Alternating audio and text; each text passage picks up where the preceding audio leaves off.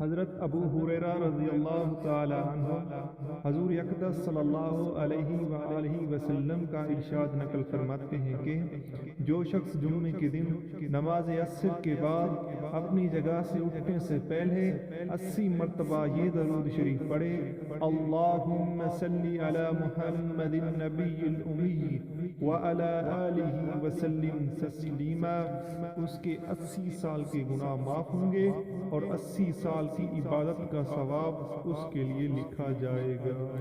سبحان اللہ۔ اللہم صلی علی سیدنا محمد وعلی آل سیدنا محمد وبارک وسلم۔ اللہم صلی علی سیدنا محمد وعلی آل سیدنا محمد وبارک وسلم۔ اللہم صلی علی سیدنا محمد وعلی آل سیدنا محمد وبارک وسلم۔ رحمت کے 70 دروازے۔ صلی اللہ علی محمد صلی اللہ علیہ وعلی آلہ وصحابہ وبارک وسلم۔